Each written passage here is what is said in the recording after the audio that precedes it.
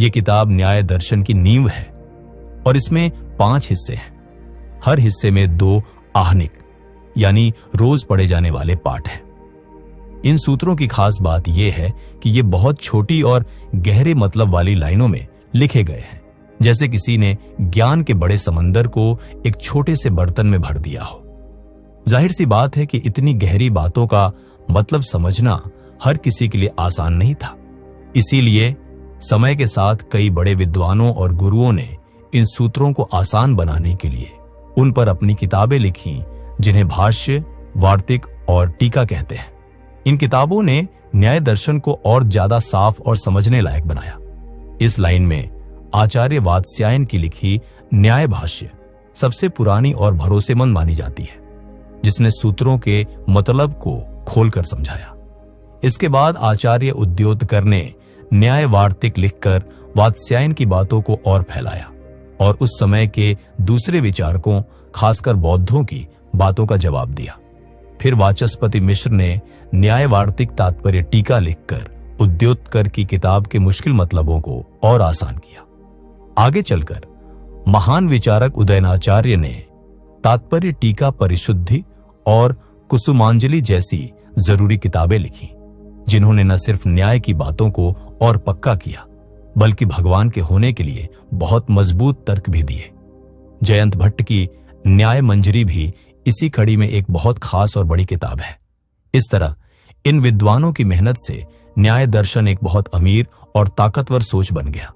यहां यह जानना भी मजेदार है कि आगे चलकर करीब 12वीं सदी में बिहार के मिथिला इलाके के एक बहुत बड़े विद्वान गंगेश उपाध्याय ने तत्व चिंतामणि नाम की एक ऐसी किताब लिखी, जिसने सोच की दुनिया में नया मोड़ ला दिया। इसने नव्य न्याय यानी नया न्याय नाम की एक नई धारा शुरू की। इस नए न्याय ने पुरानी न्याय की तरह दुनिया की सच्चाई जानने के बजाय इस बात पर बहुत ज्यादा जोर दिया कि हम जो जानते हैं वो सच है या नहीं, इसकी जांच कैसे करें और सोचने का तरीका कितना बारीक और सटीक हो। इसने भाषा और तर्क की सफाई पर इतना ध्यान दिया कि यह सोचने समझने का एक बहुत ही सधा हुआ और कुछ हद तक पेचीदा तरीका बन गया। हालांकि आज हम ज्यादातर पुरानी न्याय की खास बातों पर ही ध्यान देंगे, पर नए न्याय के इस खास योगदान को जानना भी न्याय दर्शन की पूरी कहानी समझने के लिए जरूरी है।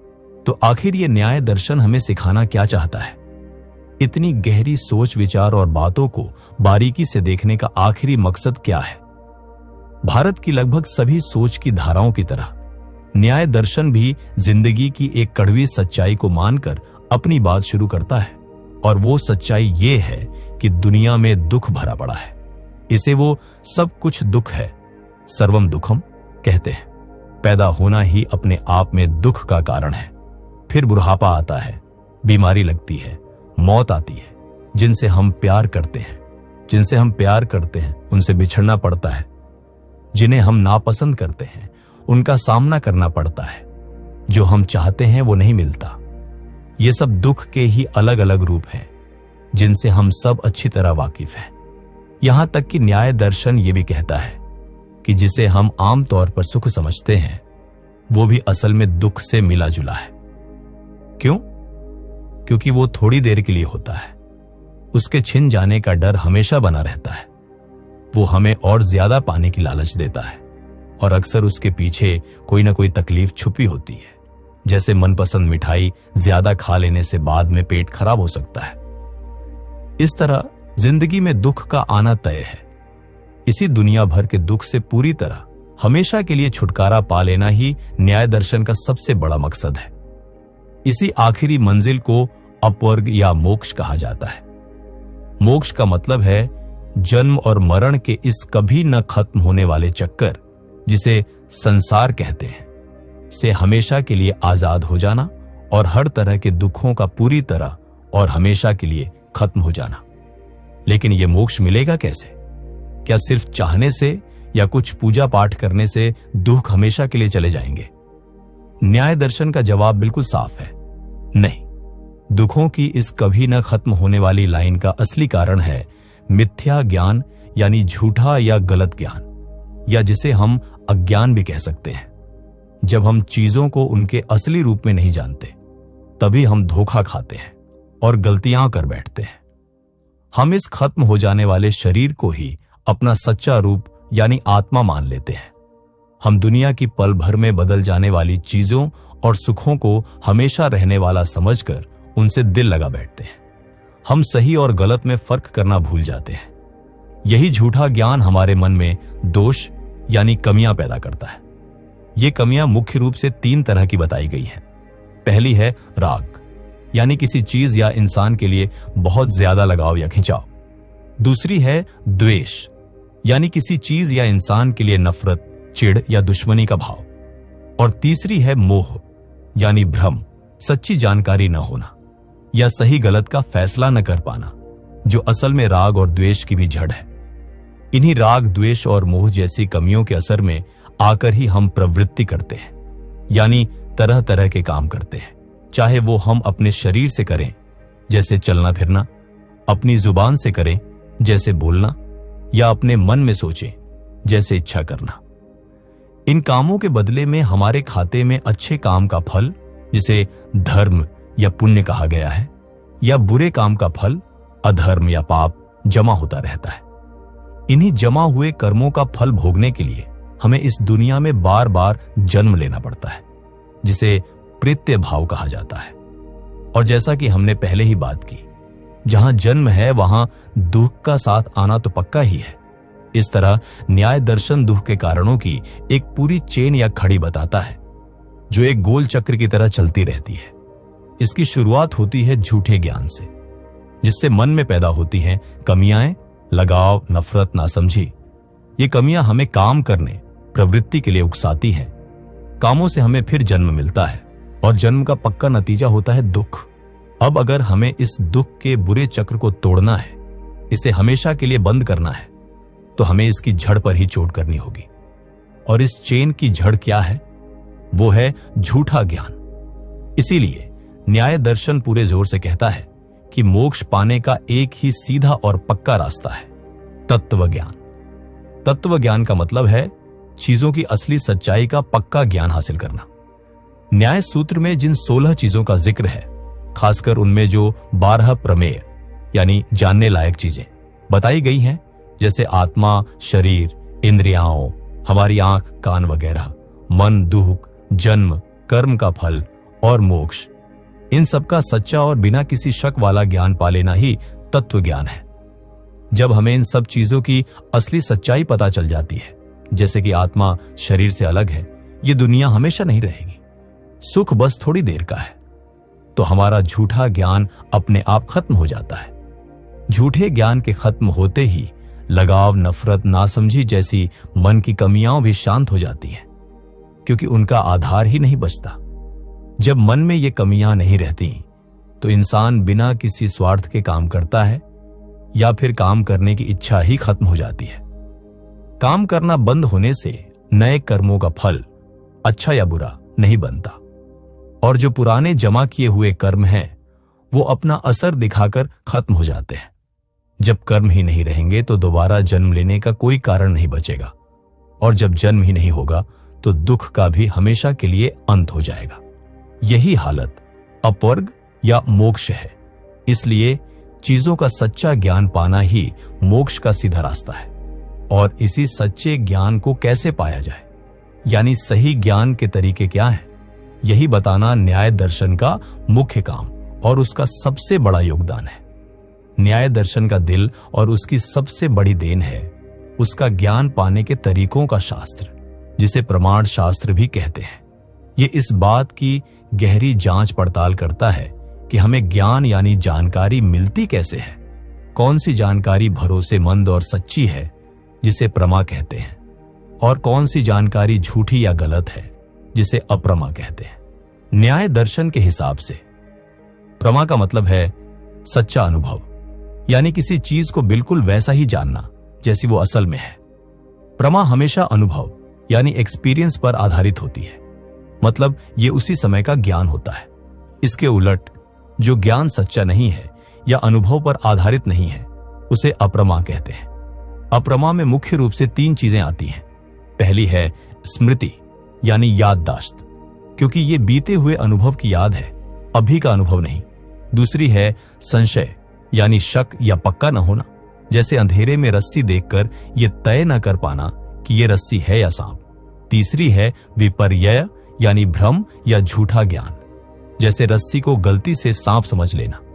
यहां एक बात ध्यान देने वाली है कि तर्क यानी सोच विचार, हाइपोथेटिकल रीजनिंग को भी न्याय दर्शन अपने आप में पक्का ज्ञान, प्रमा नहीं मानता। हालांकि ये सही ज्ञान प्रमा तक पहुंचने में एक बहुत मददगार तरीका जरूर है। अब सबसे बड़ा सवाल यह है कि यह सच्चा और पक्का ज्ञान यानी प्रमा हमें मिलता कैसे है, इसके तरीके क्या हैं? इसी सवाल का जवाब न्याय दर्शन देता है। वो कहता है कि सही ज्ञान पाने के 4 पक्के और भरोसेमंद तरीके हैं। इन तरीकों को प्रमाण कहते हैं। न्याय दर्शन का पक्का मानना है कि इंसान को जो भी सही ज्ञान मिल सकता है वो इन्हीं 4 तरीकों से मिलता है। किसी 5वें तरीके की जरूरत नहीं है। ये 4 तरीके इस तरह हैं। ज्ञान पाने का सबसे पहला, सबसे सीधा और सबसे बुनियादी तरीका न्याय दर्शन प्रत्यक्ष को मानता है। प्रति प्लस अक्ष का मतलब ही है आंखों और दूसरी इंद्रियों के सामने। वो ज्ञान जो हमारी इंद्रिय जैसे आंख, कान, नाक, जीभ, त्वचा का चीज के साथ सीधे संपर्क या टच, जिसे न्याय की भाषा में सन्निकर्ष कहते हैं, होने से मिलता है, और जो पक्का हो, गलत ना हो और निश्चित हो, शक वाला ना हो, वही प्रत्यक्ष प्रमाण कहलाता है। जैसे आग को देखकर उसकी गर्मी महसूस करना, फूल को सूंघकर उसकी खुशबू का पता चलना या गाना सुनकर खुश होना, ये सब प्रत्यक्ष ज्ञान के उदाहरण हैं। ये प्रत्यक्ष कई तरह का हो सकता है। आमतौर पर इसे 2 बड़े हिस्सों में बांटते हैं, लौकिक यानी साधारण और अलौकिक यानी असाधारण। लौकिक प्रत्यक्ष वो है जो हमारी रोजमर्रा की इंद्रियों और चीजों के संपर्क से होता है। यह भी 2 तरह का है। एक तो बाहरी प्रत्यक्ष जो हमारी 5 बाहरी इंद्रियों नाक, जीभ, आंख, त्वचा और कान के जरिए हमें बाहर की दुनिया की गंध, स्वाद, शक्ल, छुअन और आवाज का ज्ञान कराता है। और दूसरा है मानस प्रत्यक्ष जो हमारी अंदर की इंद्रिय यानी मन के जरिए हमें अपने अंदर के भावों जैसे सुख, दुख, इच्छा, नफरत वगैरह का सीधा अनुभव कराता है। इसके अलावा न्याय दर्शन एक खास तरह के अलौकिक या असाधारण प्रत्यक्ष को भी मानता है जो इंद्रियों के सामान्य संपर्क के नियमों से हटकर होता है। इसके भी 3 प्रकार बताए गए हैं। सामान्य लक्षण प्रत्यक्ष, जिसमें एक चीज को देखकर उसकी पूरी जाति या किस्म का ज्ञान हो जाता है, जैसे एक गाय को देखकर गायपन यानी सभी गायों के आम गुण का पता चलना। ज्ञान लक्षण प्रत्यक्ष, जिसमें एक इंद्रिय से दूसरी इंद्रिय के गुण का एहसास सा होता है, जैसे दूर से चंदन की लकड़ी देखकर कहना खुशबूदार चंदन। यहां खुशबू नाक से नहीं आ रही, पर पुराने ज्ञान की वजह से ऐसा लगता है। और योगज प्रत्यक्ष, जो बड़े बड़े योगियों को अपनी साधना की ताकत से मिलता है, जिससे वे बीती हुई, आने वाली, बहुत छोटी या बहुत दूर की चीजों का भी सीधा ज्ञान पा लेते हैं। न्याय दर्शन ये भी बताता है कि जब हमें किसी चीज का आंखों देखा या महसूस किया हुआ ज्ञान प्रत्यक्ष होता है तो वो 2 पड़ावों से गुजरता है। पहला पड़ाव है निर्विकल्पक प्रत्यक्ष। इसमें जब हमारी इंद्रिय का चीज से पहली बार संपर्क होता है तो हमें बस एक धुंधला सा एहसास होता है कि हां कुछ है, लेकिन हम ये नहीं जानते कि वो क्या है, उसका नाम क्या है, वो किस तरह की चीज है, उसके गुण क्या है। ये ज्ञान ऐसा होता है जिसे बताया नहीं जा सकता और जिससे कोई काम नहीं लिया जा सकता। इसके फौरन बाद दूसरा पड़ाव आता है जिसे स्विकल्पक प्रत्यक्ष कहते हैं। इसमें हमारा मन उस पहले वाले धुंधले एहसास को समझता है और उसे नाम, किस्म, गुण वगैरह के साथ जोड़कर एक पक्का ज्ञान बनाता है, जैसे यह एक लाल रंग का फूल है। यही वो ज्ञान है जिससे हम अपने सारे रोजमर्रा के काम करते हैं। आंखों देखा या महसूस किया हुआ ज्ञान प्रत्यक्ष होने के लिए हमारी इंद्रिय और उस चीज के बीच किसी न किसी तरह का संपर्क या सन्निकर्ष होना बहुत जरूरी है। न्याय दर्शन ने बहुत बारीकी से सोचकर इस संपर्क के 6 तरीके बताए हैं जो ये साफ करते हैं कि हमें अलग अलग तरह की चीजों जैसे ठोस चीजें, उनके गुण, उनकी जाति या किसी चीज का न होना, का पता कैसे चलता है? मिसाल के तौर पर जब हमारी आंख का सीधे किसी चीज जैसे घड़ा से संपर्क होता है तो इसे संयोग सन्निकर्ष कहते हैं। फिर जब आंख का घड़े से संयोग होने पर हमें घड़े में रहने वाले रूप यानी रंग का ज्ञान होता है तो ये संयुक्त समवाय सन्निकर्ष कहलाता है, क्योंकि रंग घड़े से जुड़ा हुआ है। इसे समवाय संबंध कहते हैं। इसी तरह जब हमें उस रंग में रहने वाली रंग होने की खासियत रूपत्व जाति का ज्ञान होता है तो ये संयुक्त संवेद समवाय सन्निकर्ष है। कान से हमें आवाज शब्द सुनाई देती है जो आकाश का गुण है और कान के छेद में रहने वाले आकाश से जुड़ी है। इसे समवाय सन्निकर्ष कहते हैं। आवाज में रहने वाली आवाज होने की खासियत शब्दत्व जाति का ज्ञान संवेद समवाय सन्निकर्ष से होता है। और जब हम किसी चीज के न होने का पता लगाते हैं, जैसे जमीन पर घड़ा नहीं है, तो ये विशेषण विशेष्य भाव सन्निकर्ष कहलाता है, जहां जमीन मुख्य चीज विशेष्य है और घड़े का न होना उसकी खासियत विशेषण है। संपर्क के ये तरीके दिखाते हैं कि न्याय ने प्रत्यक्ष ज्ञान की प्रक्रिया को कितनी गहराई से समझा था। प्रत्यक्ष के बाद ज्ञान का दूसरा जरूरी तरीका आता है जिसे अनुमान कहते हैं। अनु का मतलब है पीछे या बाद में और मान का मतलब है ज्ञान। तो अनुमान का मतलब हुआ किसी पहले से जानी हुई बात के आधार पर बाद में होने वाला या उससे जुड़ा हुआ ज्ञान। इसमें हम एक जानी हुई चीज जिसे लिंग या हेतु यानी निशान या कारण कहते हैं, जैसे धुआं को देखकर उसके साथ हमेशा रहने वाली एक दूसरी उस समय न दिखने वाली चीज जिसे साध्य यानी साबित की जाने वाली बात कहते हैं, जैसे आग के होने का पक्का अंदाजा लगाते हैं। ये पूरी प्रक्रिया एक बहुत ही खास रिश्ते पर टिकी होती है जिसे व्याप्ति कहते हैं। व्याप्ति ही अनुमान की जान है। व्याप्ति का मतलब है कारण, हेतु और नतीजे साध्य के बीच का पक्का हमेशा रहने वाला और बिना किसी शर्त के साथ साथ होने का नियम। जैसे जहां जहां धुआं होता है वहां वहां आग जरूर होती है। यह धुएं और आग के बीच का व्याप्ति रिश्ता है। यह व्याप्ति का ज्ञान हमें कैसे होता है? यह हमें बार बार देखने से, जैसे हमने रसोई वगैरह में कई बार धुएं और आग को एक साथ देखा है। इसके उलट उदाहरण न मिलने से, जैसे हमने कभी तालाब जैसी जगह पर बिना आग के धुआं नहीं देखा। और सोच विचार, अगर धुआं बिना आग के होता तो ऐसा क्यों नहीं दिखता वगैरह से मिलता है। एक सही अनुमान लगाने की प्रक्रिया में मुख्य रूप से कुछ बातें होती हैं। एक होता है पक्ष, यानी वो जगह या चीज जिसके बारे में हमें शक है और जहां हम साध्य को साबित करना चाहते हैं, जैसे पहाड़। दूसरा है साध्य, यानी वो गुण या चीज जिसे हम पक्ष में साबित करना चाहते हैं, जैसे आग। तीसरा है हेतु या लिंग, यानी वो निशान या कारण जिसके आधार पर हम साध्य को साबित कर रहे हैं, जैसे धुआं। चौथा और सबसे जरूरी है व्याप्ति, यानी हेतु और साध्य के बीच का पक्का रिश्ता, जैसे जहां जहां धुआं वहां वहां आग। और पांचवां है परामर्श। ये व्याप्ति के ज्ञान और इस ज्ञान की हेतु पक्ष में मौजूद है। इन दोनों का मिला जुला रूप है जिससे साध्य का पक्का ज्ञान होता है। जैसे पहाड़ पर धुआं है और धुआं हमेशा आग के साथ रहता है, इसलिए पहाड़ पर आग होनी चाहिए। ये पूरा सोच विचार परामर्श है। न्याय दर्शन ने अंदाजा लगाने, अनुमान के कई प्रकार भी बताए हैं। मकसद के हिसाब से देखें तो जब कोई आदमी सिर्फ अपना शक दूर करने या खुद समझने के लिए अंदाजा लगाता है तो उसे स्वार्थानुमान कहते हैं। लेकिन जब वही आदमी अपने अंदाजे से मिले ज्ञान को सोच समझकर दूसरों के सामने रखता है ताकि वो भी मान जाए तो उसे प्रार्थानुमान कहते हैं। व्याप्ति कैसी है, इसके आधार पर भी अनुमान के प्रकार किए जाते हैं, जैसे केवलान्वयी, जिसमें हेतु और साध्य के सिर्फ हां वाले उदाहरण मिलते हैं, केवल व्यतिरेकी, जिसमें सिर्फ न वाले उदाहरण मिलते हैं, और अन्वय व्यतिरेकी, जिसमें हां और ना दोनों तरह के उदाहरण मिलते हैं, जैसे धुएं और आग का रिश्ता। कारण और उसके असर के रिश्ते के आधार पर भी अनुमान को देखा जा सकता है, जैसे पूर्ववत कारण को देखकर असर का अंदाजा, जैसे काले बादलों को देखकर बारिश का अंदाजा। शेषवत असर को देखकर कारण का अंदाजा, जैसे नदी में बाढ़ देकर पहाड़ों पर हुई तेज बारिश का अंदाजा, और सामान्य तो दृष्ट, जो सीधे कारण असर पर आधारित न होकर आमतौर पर साथ देखे जाने पर आधारित हो, जैसे किसी के चलने के निशान देखकर जानवर का अंदाजा लगाना।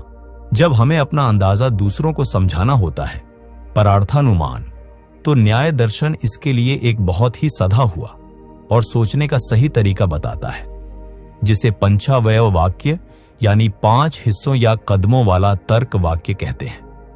यह किसी भी बात को साबित करने का एक माना हुआ तरीका बन गया था। इसके 5 हिस्से इस तरह हैं, जिन्हें हम मशहूर पहाड़ पर आग वाले उदाहरण से समझ सकते हैं। सबसे पहले वो बात कही जाती है जिसे साबित करना है, इसे प्रतिज्ञा कहते हैं, जैसे पहाड़ पर आग है। फिर उसका कारण बताया जाता है, जिसे हेतु कहते हैं, जैसे क्योंकि वहां धुआं है। इसके बाद कारण, हेतु और साबित की जाने वाली बात, साध्य, के बीच जो पक्का रिश्ता, व्याप्ति है, उसे एक जानी पहचानी मिसाल के साथ बताया जाता है। इसे उदाहरण कहते हैं, जैसे जहां जहां धुआं होता है वहां वहां आग होती है, जैसा कि रसोई घर में होता है। फिर यह बताया जाता है कि जिस कारण की हम बात कर रहे हैं वो हमारी जगह, पक्ष यानी पहाड़ पर मौजूद है, और वो उस पक्के रिश्ते, व्याप्ति से जुड़ा है।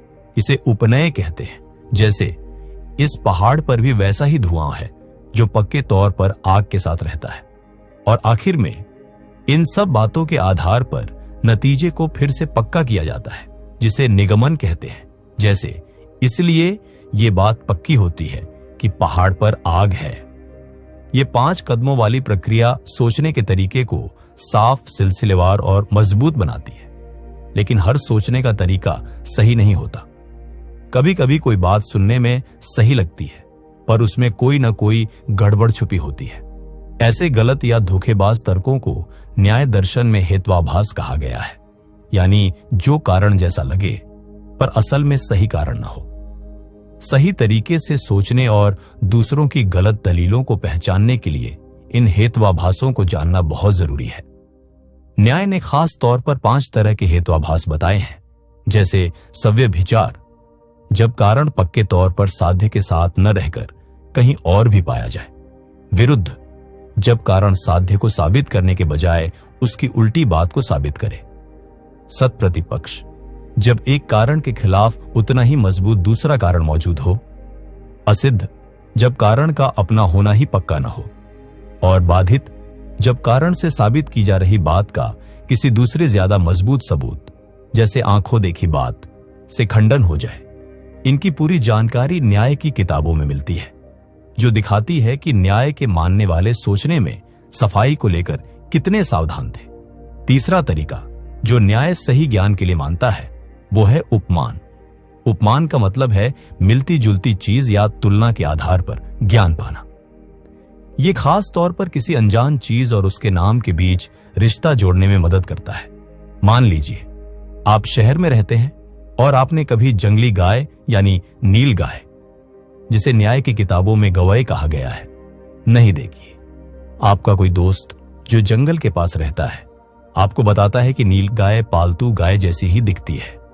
कुछ समय बाद आप जंगल घूमने जाते हैं और वहां आपको एक जानवर दिखता है जो है तो गाय जैसा, पर पालतू गाय से कुछ अलग है। तब आपको अपने दोस्त की बात याद आती है कि गाय जैसी गवई होती है। इस मिलती जुलती बात के आधार पर आप ये जान लेते हैं कि अच्छा, तो यही जानवर गवई यानी नील गाय है। यह ज्ञान की इस खास जानवर का नाम गवई है। आपको न तो सीधे देखने से मिला क्योंकि नाम दिखाई नहीं देता, न ही सिर्फ अंदाजे से, क्योंकि यहां सिर्फ समानता नहीं बल्कि एक भरोसेमंद बात को याद करना भी शामिल है, बल्कि यह ज्ञान आपको उपमान तरीके से मिला है। यह नाम और उस नाम वाली चीज के रिश्ते का ज्ञान कराता है। और आखिर में चौथा तरीका है शब्द। शब्द प्रमाण का मतलब है आप्त, यानी भरोसेमंद आदमी या भरोसेमंद किताब, जैसे वेद की कही हुई बातों से मिलने वाला ज्ञान। हम अपनी जिंदगी में ज्यादातर बातें दूसरों से सुनकर या किताबों में पढ़कर ही जानते हैं, जैसे भारत की राजधानी दिल्ली है या चांद पर इंसान गया था। ये बातें हमने खुद जाकर नहीं देखी या अंदाजा नहीं लगाया, बल्कि भरोसेमंद लोगों जैसे टीचर, जानकार या किताबों अखबारों से सुनकर या पढ़कर जानी है। यही शब्द प्रमाण है। लेकिन हर किसी की कही हुई बात या हर छपी हुई किताब सच्ची नहीं हो सकती। किसी वाक्य या बात को सही ज्ञान देने के लिए उसमें कुछ खूबियां होनी चाहिए। न्याय दर्शन के अनुसार एक मतलब वाली और सच्ची बात में 4 चीजें होनी चाहिए। पहली है आकांक्षा, यानी वाक्य के शब्दों में एक दूसरे को पूरा करने की जरूरत होनी चाहिए। वो आपस में जुड़े होने चाहिए। जैसे राम स्कूल जाता है में आकांक्षा है, पर राम स्कूल घोड़ा में नहीं। दूसरी है योग्यता, यानी वाक्य के शब्दों के मतलब में आपस में कोई विरोध या बेतुकी बात नहीं होनी चाहिए। जैसे पानी से पेड़ सींचो सही है, पर आग से पेड़ सींचो गलत है। तीसरी है सन्निधि या आसक्ति, यानी वाक्य के शब्दों को बिना ज्यादा रुके या देर किए एक लाइन में बोलना या लिखना चाहिए, ताकि मतलब साफ समझ में आए। और चौथी है तात्पर्य, यानी कहने वाले का असली मतलब क्या है। यह बात माहौल या संदर्भ से साफ होनी चाहिए, क्योंकि एक ही शब्द के कई मतलब हो सकते हैं। इन शर्तों के अलावा शब्द प्रमाण के लिए सबसे जरूरी बात यह है कि वो बात आई कहां से है, यानी उसका स्रोत आप्त होना चाहिए। आप्त किसे कहते हैं? आप्त वो आदमी या किताब है जो सच्ची बात जानता हो और उसे ठीक वैसे का वैसा बताने की नीयत रखता हो, और जिसमें कोई कमी न हो, जैसे भ्रम, गलत जानना, प्रमाद, लापरवाही, विप्रलिप्सा, धोखा देने की इच्छा, और करना पाटव, इंद्रियों का ठीक से काम न करना। आम दुनिया की बातों में हमारे माँ बाप, टीचर, डॉक्टर, इंजीनियर, ईमानदार दोस्त वगैरह भरोसेमंद आप्त हो सकते हैं। लेकिन जब बात आती है ऐसी चीजों की जो दुनिया से परे है, जैसे स्वर्ग, नरक, आत्मा कैसी है, भगवान है या नहीं, मोक्ष क्या है, जिनका पता लगाना आम इंसानों के लिए मुमकिन नहीं है, तो न्याय दर्शन वेदों को सबसे बड़ा आप्त और अपने आप में सच्चा प्रमाण मानता है। वेदों को भगवान का कहा हुआ या बताया हुआ माना जाता है, और भगवान को सबसे बड़ा आप्त माना जाता है, क्योंकि वो सब कुछ जानता है और उसमें कोई कमी नहीं है।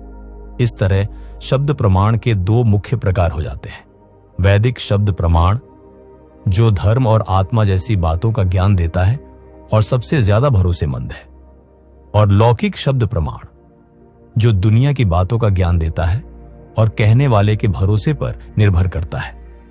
न्याय दर्शन का यह पक्का मानना है कि इन्हीं 4 तरीकों, प्रत्यक्ष, आंखों देखा या महसूस किया, अनुमान, अंदाजा लगाना, उपमान, तुलना करना, और शब्द, भरोसेमंद बात, से इंसान को हर तरह का सच्चा ज्ञान मिल सकता है।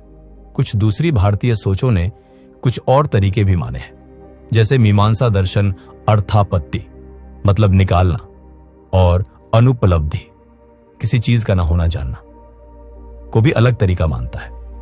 अर्थापत्ति का उदाहरण है, मोटा देवदत्त दिन में नहीं खाता, इस बात से यह मतलब निकालना कि वो रात में जरूर खाता होगा, अर्थापत्ति कहलाता है। अनुपलब्धि का उदाहरण है, इस कमरे में मेज नहीं है, यह ज्ञान हमें मेज के न होने से मिलता है। लेकिन न्याय दर्शन का मानना है कि इन दोनों को अलग तरीका मानने की जरूरत नहीं है। अर्थापत्ति को वो अनुमान के अंदर ही मान लेते हैं। देवदत्त के मोटेपन और दिन में न खाने में जो अटपटी बात है, उसे देखकर रात में खाने का अंदाजा लगाना, और किसी चीज के न होने का ज्ञान, अनुपलब्धि, उन्हें या तो सीधे देखने से, प्रत्यक्ष, खास तरह के संपर्क से, या अंदाजा लगाने से ही मिल जाता है। इस तरह न्याय दर्शन ज्ञान पाने के लिए सिर्फ इन 4 तरीकों को ही पक्का मानता है। दुनिया की सच्चाई, तत्व मीमांसा, जानने लायक चीजें, प्रमेय, ज्ञान कैसे मिलता है, प्रमाण। ये जानने के बाद अगला बड़ा सवाल है कि हमें जानना क्या है। किन चीजों का सच्चा ज्ञान पाने से वो तत्व ज्ञान मिलेगा जिससे मोक्ष यानी हमेशा का छुटकारा मिलता है। न्याय सूत्र की सबसे पहली लाइन में ही महर्षि गौतम ने 16 चीजों, पदार्थों का नाम लिया है, जिनकी असली सच्चाई जानने से सबसे बड़ा फायदा यानी मोक्ष मिलता है। ये 16 चीजें हैं: प्रमाण, ज्ञान के तरीके, प्रमेय, जानने लायक चीजें, संशय, शक, प्रयोजन, मकसद, दृष्टांत, मिसाल, सिद्धांत, मानी हुई बात, अवयव, अंदाजा लगाने के हिस्से, तर्क, सोच विचार, निर्णय, पक्का फैसला, वाद, सच्चाई के लिए बहस, जल्प, जीतने के लिए बहस, वितंडा, सिर्फ काटने के लिए बहस, हेत्वाभास, गलत कारण, छल, शब्दों का गलत मतलब निकालना, जाति, बेकार का जवाब, और निग्रह स्थान, हारने की वजह। इनमें से प्रमाण की बात तो हम विस्तार से कर चुके हैं। बाकी की चीजों पर अगर आप गौर करें तो वो ज्यादातर सही तरीके से सोचने, बहस करने, शक दूर करने और सही नतीजे पर पहुंचने के तरीके से जुड़ी है। ये दिखाता है कि न्याय दर्शन सिर्फ ये नहीं बताता कि क्या जानना है, बल्कि उस तक पहुंचने का सही तरीका या न्याय कितना जरूरी है, इस पर बहुत जोर देता है। लेकिन इन 16 चीजों में से मोक्ष पाने के लिए जिन चीजों का सच्चा ज्ञान सबसे ज्यादा जरूरी है वो है प्रमेय, यानी ज्ञान की असली चीजें। न्याय दर्शन ने ऐसी 12 प्रमेय गिनी हैं जिनकी सच्चाई जानना झूठे ज्ञान को दूर करने और मोक्ष तक पहुंचने के लिए लाजमी है। इन जानने लायक चीजों में सबसे जरूरी है आत्मा। न्याय दर्शन मानता है कि आत्मा हमारे शरीर, हमारी इंद्रियों और हमारे मन से बिल्कुल अलग एक हमेशा रहने वाली, नित्य, हर जगह फैली हुई, विभुपरि पुरानी न्याय के अनुसार और चेतना वाली चीज द्रव्य है। यही वो चीज है जिसमें ज्ञान, इच्छा, कोशिश, सुख, दुख जैसे गुण रहते हैं। आत्मा खुद ज्ञान या चेतना नहीं है, बल्कि चेतना इसका एक गुण है जो मन और इंद्रियों के संपर्क में आने से पैदा होता है। न्याय दर्शन मानता है कि हर शरीर में एक अलग अपनी आत्मा होती है और यही आत्मा जन्म मरण के चक्कर में अलग अलग शरीर बदलती रहती है। आत्मा है, यह साबित करने के लिए न्याय कई दलीलें देता है, जैसे हमारे अंदर इच्छा, नफरत, कोशिश, सुख, दुख, ज्ञान जैसे गुण हैं और कोई भी गुण बिना किसी आधार के नहीं रह सकता। वो आधार ही आत्मा है। मैं का जो एहसास हमें होता है, मैं खुश हूं, मैं जानता हूं, वो भी आत्मा के होने का सबूत है। दूसरी जानने लायक चीज है शरीर, जो आत्मा के भोग यानी सुख दुख के अनुभवों का ठिकाना है और हमारी इंद्रियों का घर है। ये 5 तत्वों पृथ्वी, पानी, आग, हवा, आकाश से बना है। हमेशा नहीं रहता, पैदा होता है और मर जाता है और इसमें अपने आप में कोई चेतना या जान नहीं होती। तीसरी चीज है इंद्रियां, जो ज्ञान पाने के औजार हैं। 5 बाहरी इंद्रियां, नाक सूंघना, जीभ चखना, आंख देखना, त्वचा छूना, कान सुनना, और एक अंदर की इंद्रिय मन, जो छठी जानने लायक चीज है। ये सब इंद्रियों में गिनी जाती है। मन को छोड़कर बाकी इंद्रियां भी दुनिया की चीजों से बनी है और हमेशा नहीं रहती। मन आत्मा और बाहरी इंद्रियों के बीच खबर पहुंचाने का काम करता है। ये बहुत ही छोटा, अणु जैसा और हमेशा रहने वाला माना गया है। यही हमारे ध्यान को एक जगह टिकाता है, जिससे हमें एक बार में एक ही इंद्रिय से साफ ज्ञान होता है।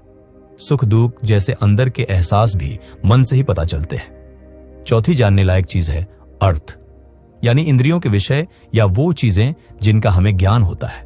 इनमें पृथ्वी, पानी, आग, हवा, आकाश, ये 5 बड़ी चीजें, महाभूत और उनके गुण जैसे गंध, स्वाद, रंग, छुअन, आवाज शामिल हैं। ये वो दुनिया की चीजें हैं जिनका पता हमें अपनी इंद्रियों और मन से चलता है। 5वीं चीज है बुद्धि, जिसे ज्ञान या समझ भी कहते हैं। ये आत्मा का एक आने जाने वाला गुण है, खुद आत्मा नहीं। ये एक घटना है जो इंद्रियों और चीजों के संपर्क से पैदा होती है और फिर खत्म हो जाती है, इसलिए ये हमेशा नहीं रहती। सही ज्ञान प्रमा और गलत ज्ञान अप्रमा, दोनों बुद्धि के ही रूप हैं। इसके बाद की जानने लायक चीजें कर्म और दोबारा जन्म लेने के सिद्धांत से जुड़ी हैं। 7वीं चीज है प्रवृत्ति, यानी मन की कमियों, लगाव, नफरत, नासमझी के असर में आकर किए जाने वाले शरीर, जुबान और मन के काम। यही प्रवृत्ति अच्छे काम का फल धर्म और बुरे काम का फल अधर्म पैदा करती है।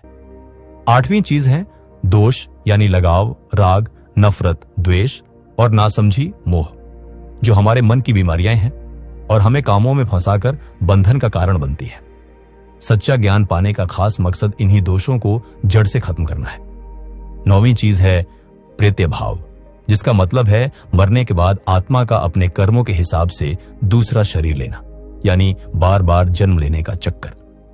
10वीं चीज है फल, यानी हमारे किए गए कामों, प्रवृत्ति के बदले में मिलने वाला सुख या दुख का अनुभव। 11वीं चीज है दुख, जो सिर्फ शरीर या मन का दर्द ही नहीं है, बल्कि दुनिया का हर अनुभव, यहां तक कि थोड़ी देर का सुख भी आखिर में दुख ही है, क्योंकि वो हमेशा नहीं रहता और पाने की इच्छा जगाता है और बिछड़ने का कारण बनता है। ये दुख ही वो असली समस्या है जिससे न्याय दर्शन हमें छुटकारा दिलाना चाहता है। और 12वीं तथा आखिरी जानने लायक चीज है अपवर्ग, यानी मोक्ष, जो दुख का हमेशा के लिए खत्म हो जाना और जन्म मरण के चक्कर से पूरी और पक्की आजादी की हालत है। यह आत्मा की अपनी असली शुद्ध हालत में स्थिति है, जहां वो शरीर, मन, इंद्रियों और दुनिया की चीजों के बंधन से पूरी तरह छूट जाती है। इस हालत में सुख, दुख, ज्ञान वगैरह उन गुणों का भी खात्मा हो जाता है जो शरीर और मन के जुड़ने से पैदा होते हैं। इन जानने लायक चीजों, प्रमेयों की बातों से यह साफ हो जाता है कि न्याय दर्शन एक पक्का यथार्थवादी, रियलिस्ट दर्शन है। यह मानता है कि ये बाहरी दुनिया, हमारी आत्मा, मन, इंद्रियाओं और ज्ञान की ये सभी चीजें सिर्फ हमारे मन की उपज नहीं है, बल्कि उनकी अपनी अलग और सच्ची हस्ती है। हमारा ज्ञान इन्हें बनाता नहीं है, बल्कि सिर्फ हमें इनके बारे में बताता है। जैसे टॉर्च की रोशनी अंधेरे में रखी चीजों को दिखाती है, उन्हें बनाती नहीं। न्याय दर्शन की एक और बहुत बड़ी और हमेशा काम आने वाली देन है उसका सोचने का बहुत सधा हुआ तरीका, तर्कशास्त्र और बहस करने के साफ सुथरे नियम। न्याय को मानने वालों का कहना था कि सच्चाई को सामने लाने और झूठ को काटने के लिए सबूतों पर आधारित अच्छी और सच्ची बहस बहुत जरूरी है। हमने पहले ही देखा कि कैसे उन्होंने दूसरों को अपनी बात समझाने के लिए 5 हिस्सों वाले वाक्य, पंचावय वाक्य का एक पक्का तरीका बनाया, जो किसी भी बात को सोचने, समझने और बताने का एक आदर्श तरीका बन गया, जिसे बाद में भारत की लगभग सभी सोच की धाराओं ने अपनाया। न्याय ने सिर्फ सोचने का सही तरीका ही नहीं बताया, बल्कि अलग अलग तरह की बातचीत और बहसों का भी फर्क समझाया, ताकि लोग समझ सकें कि किस तरह की बहस काम की है और किस तरह की बेकार। उन्होंने खास तौर पर 3 तरह की बातचीत या बहस, कथा का जिक्र किया। पहली है वाद। यह सच्चाई का पता लगाने के मकसद से की जाने वाली एक गंभीर और ईमानदारी भरी बातचीत होती है, जो आमतौर पर गुरु और चेले के बीच या एक जैसी सोच वाले विद्वानों के बीच होती है। इसमें दोनों तरफ के लोग सबूतों और दलीलों का सहारा लेते हैं, अपनी बात रखते हैं और दूसरे की बात काटते हैं, लेकिन आखिरी मकसद सच्चाई को जानना होता है, सिर्फ अपनी बात मनवाना या जीतना नहीं। दूसरी है जल्प। ये ऐसी बहस होती है जिसका खास मकसद किसी भी तरह से अपने सामने वाले को हराना होता है। इसमें अपनी बात को सही साबित करने और दूसरे की बात को गलत ठहराने के लिए सही दलीलों के साथ साथ कभी कभी गलत तरीकों का भी इस्तेमाल किया जा सकता है, जैसे छल, जानबूझकर शब्दों का गलत मतलब निकालना, या जाति, बेकार की या मुद्दे से हटकर काटना। जल्प में सच्चाई खोजना पीछे छूट जाता है और जीतना ही खास मकसद बन जाता है। तीसरी है वितंडा। ये एक और भी निचले दर्जे की बहस है, जिसमें एक तरफ का आदमी सिर्फ दूसरे की बात को काटने में ही लगा रहता है। वो अपनी तरफ से कोई बात रखने की कोशिश ही नहीं करता। वितंडा करने वाला सिर्फ नुक्ताचीनी करता है और दूसरे को चुप कराने की ताक में रहता है। न्याय दर्शनवाद को ही ज्ञान पाने के लिए सबसे अच्छा मानता है, जबकि जल्प और वितंडा की बुराई करता है, पर उनकी पहचान करना भी जरूरी समझता है, ताकि आदमी उनसे बच सके या उन्हें पहचान सके। न्याय ने बहस में होने वाली गलतियों और हार के कारणों का भी बहुत बारीकी से अध्ययन किया है। ऐसी हालतों को निग्रह स्थान कहा गया है, यानी पकड़े जाने या हारने की जगह।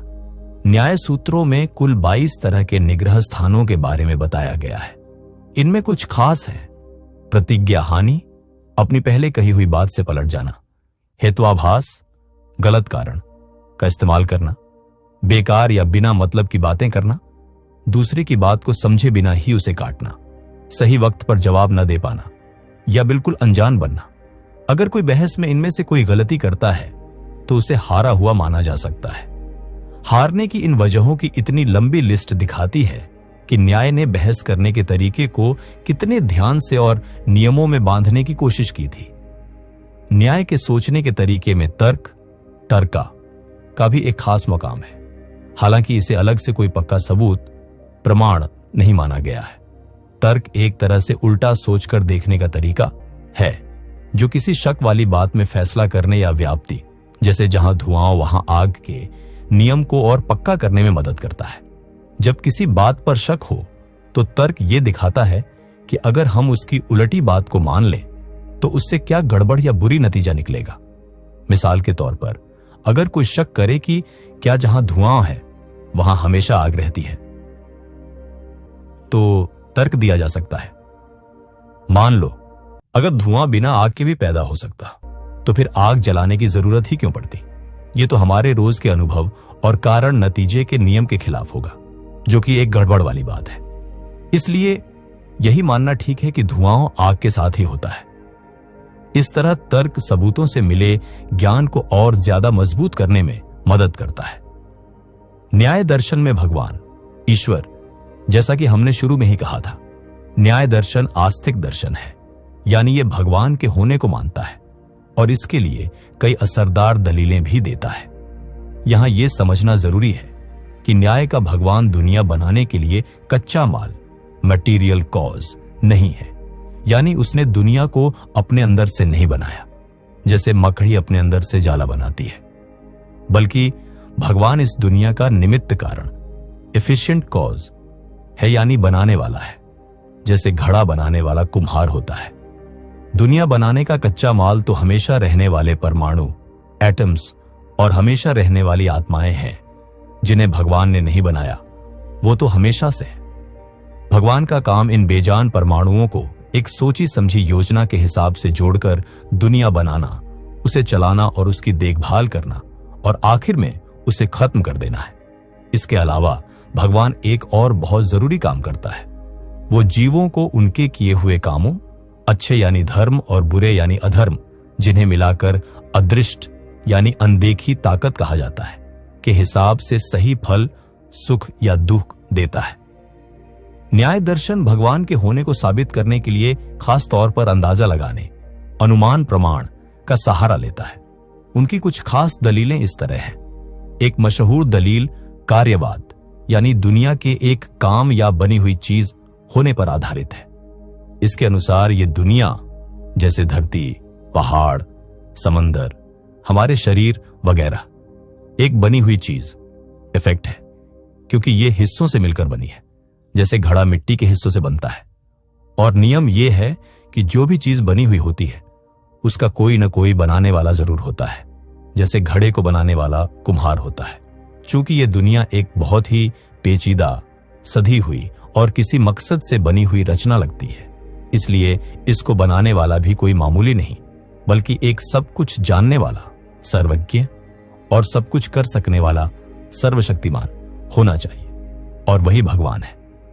दूसरी दलील आयोजन यानी जोड़ने पर आधारित है। दुनिया बनाने का असली कच्चा माल यानी परमाणु तो बेजान है, उनमें अपने आप चलने या जुड़ने की ताकत नहीं है। तो दुनिया बनाने के लिए इन परमाणुओं को सही तरीके और सही मात्रा में जोड़ने के लिए एक जानदार ताकत की जरूरत होती है, जो भगवान ही कर सकता है। एक और दलील धृति यानी थामने या संभालने पर आधारित है। ये इतना बड़ा ब्रह्मांड अपने नियमों पर चल रहा है, सूरज, चांद, सितारे अपनी जगह पर घूम रहे हैं, बिना किसी सहारे के टिके हुए हैं। इस पूरी व्यवस्था को संभालने वाली और इसे बिखरने से बचाने वाली कोई महान ताकत होनी चाहिए, वही भगवान है। पद यानी शब्द या वेद को भी भगवान के होने का सबूत माना गया है।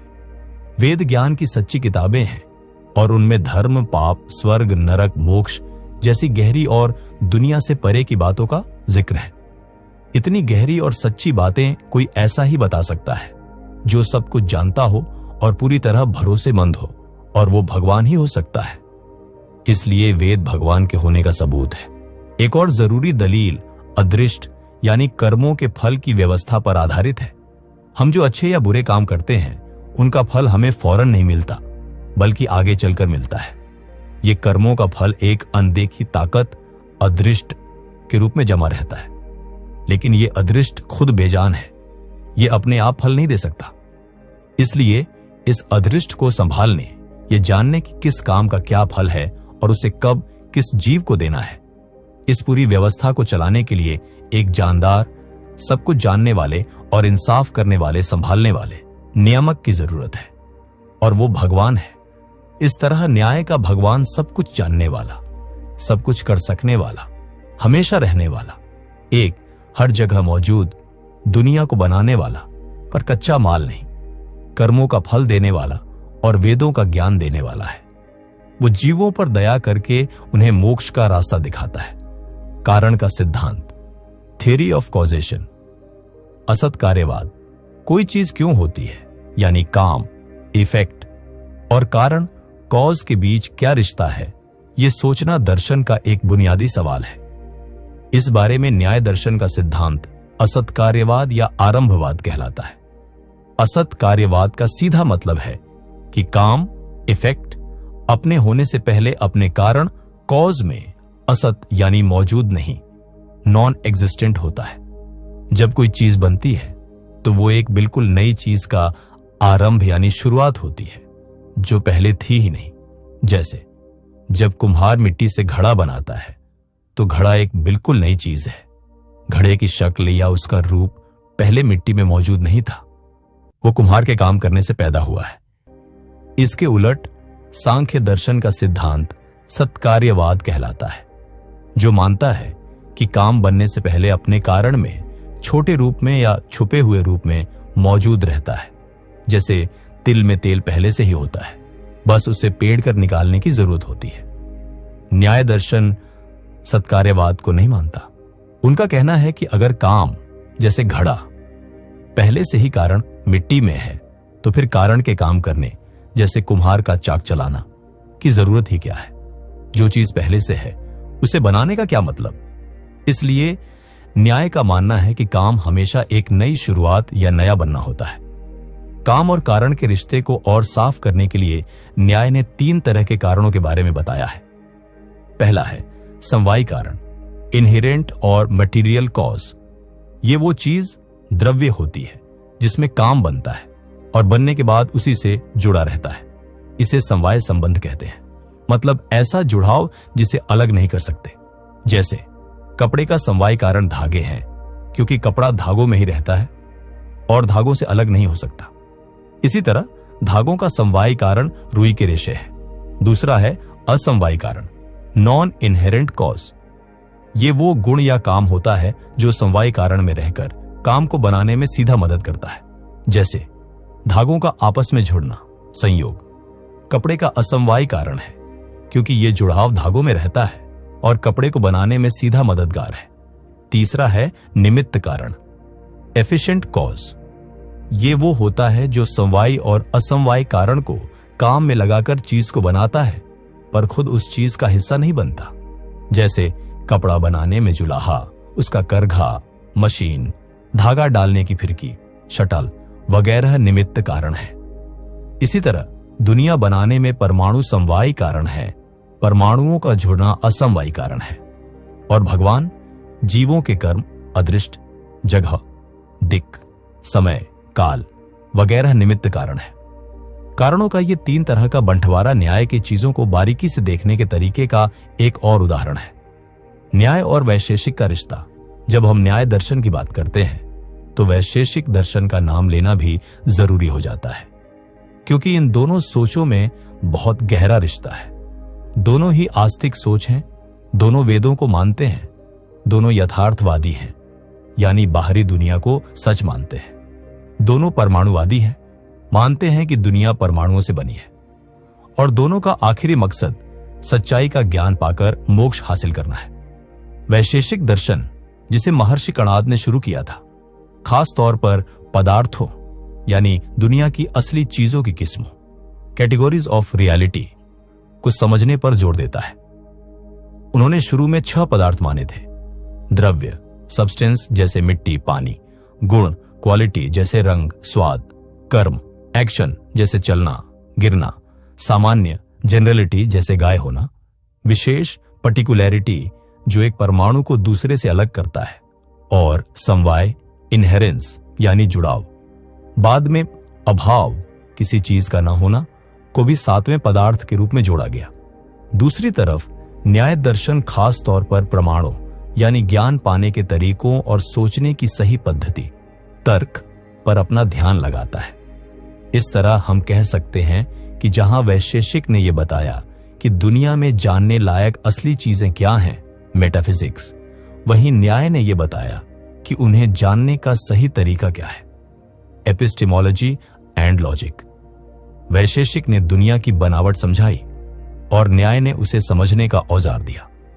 इन समानताओं और एक दूसरे को पूरा करने की वजह से बाद के समय में इन दोनों दर्शनों को अक्सर एक साथ पढ़ा और पढ़ाया जाने लगा और इनका एक समान तंत्र यानी मिलीजुली प्रणाली के तौर पर विकास हुआ, जिसे आमतौर पर न्याय वैशेषिक दर्शन कहा जाता है।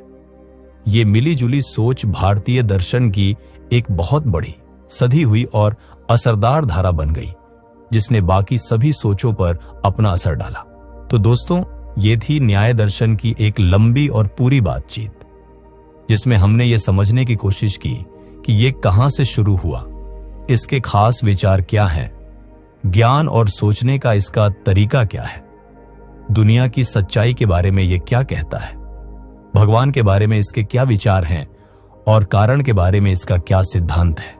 हमने देखा कि कैसे महर्षि गौतम और उनके बाद आने वाले विद्वानों ने सच्चाई तक पहुंचने के लिए, गलत फहमियों को दूर करने के लिए और जिंदगी के सबसे बड़े मकसद यानी मोक्ष को पाने के लिए सोचने और सबूतों पर आधारित एक मजबूत, सधा हुआ और बहुत असरदार रास्ता दिखाया।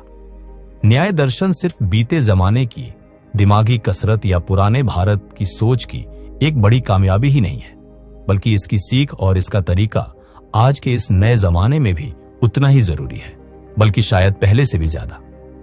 आज हम एक ऐसे समय में जी रहे हैं जहां चारों तरफ से जानकारी की बाढ़ आई हुई है, जहां सच और झूठ, सही और गलत में फर्क करना मुश्किल होता जा रहा है, जहां झूठी खबरें और अंधविश्वास बड़ी आसानी से फैल जाते हैं। ऐसे समय में न्याय दर्शन हमें एक पक्का हथियार देता है। वो है समझदारी से सोचने और सबूतों पर आधारित बात करने की ताकत। यह हमें सिखाता है कि किसी भी बात को आंख बंद करके न मान ले, बल्कि उसे सबूत की कसौटी पर परखे, उसके फायदे और नुकसान दोनों तरफ से सोचें और सोचने में होने वाली गलतियों, हेत्वाभासों से सावधान रहे। यह हमें अपनी सोच को साफ करना, अपनी बातों को सही और दलील के साथ कहना और दूसरों की बातों को बिना तरफदारी के जांचना सिखाता है। यह हमें क्रिटिकल थिंकिंग यानी सही गलत का फैसला करने वाली सोच का एक बेहतरीन पाठ पढ़ाता है। न्याय का आखिरी मकसद भले ही आत्मा की शांति यानी मोक्ष पाना हो, लेकिन उस मकसद तक पहुंचने के लिए जो रास्ता वो दिखाता है, यानी सच्चाई का ज्ञान, पक्का ज्ञान और साफ सुथरी सोच, वो हमारी रोजमर्रा की जिंदगी को भी ज्यादा सधा हुआ, ज्यादा मतलब वाला और गलत फहमियों से मुक्त बना सकता है। यह हमें अज्ञान के अंधेरे से ज्ञान की रोशनी की तरफ ले जाने का रास्ता दिखाता है। आसान शब्दों में कहें तो न्याय दर्शन हमें न सिर्फ ये सिखाता है कि क्या सोचना चाहिए, बल्कि इससे भी ज्यादा जरूरी ये सिखाता है कि कैसे सोचना चाहिए। उम्मीद है कि न्याय दर्शन की ये पूरी बातचीत, जिसे हमने आपस की बोलचाल की तरह आसान बनाने की कोशिश की, आपको जानकारी भरी, मजेदार और काम की लगी होगी। दर्शन ढिकोड़ पर हमारी यही कोशिश रहती है कि हम भारत की सोच की इस कीमती और गहरी विरासत को आप तक आसान और दिलचस्प तरीके से पहुंचा सके, ताकि यह सिर्फ कुछ विद्वानों की चीज न रहकर आम लोगों तक पहुंच सके। अगर इस पूरी बातचीत के बारे में आपके मन में कोई सवाल आया हो, कोई शक हो, या आप अपने कोई विचार बताना चाहें, तो नीचे कमेंट में लिखने में बिल्कुल न हिचकिचाएं। हमें आपके जवाब और सुझावों का हमेशा इंतजार रहता है, क्योंकि उन्हीं से हमें और अच्छा करने की हिम्मत मिलती है। अगले एपिसोड में हम फिर मिलेंगे एक नई सोच या किसी और दार्शनिक विचार को इसी तरह समझने और उसकी परतों को खोलने के लिए। तब तक के लिए आप सोचते रहिए, सवाल करते रहिए, जानते रहिए और देखते रहिए दर्शन ढिकोड़। अगर आपको ये कोशिश पसंद आई हो तो प्लीज इसे लाइक करें, अपने दोस्तों और ज्ञान में रुचि रखने वाले लोगों के साथ शेयर करें। और अगर आपने अभी तक हमारे चैनल को सब्सक्राइब नहीं किया है तो मेहरबानी करके सब्सक्राइब करके साथ वाली घंटी बेल आइकॉन को भी दबा दें, ताकि आप हमारे आने वाले जानकारी भरे वीडियोस को मिस न करें। अपना कीमती समय देने के लिए और हमारे साथ ज्ञान की इस यात्रा में शामिल होने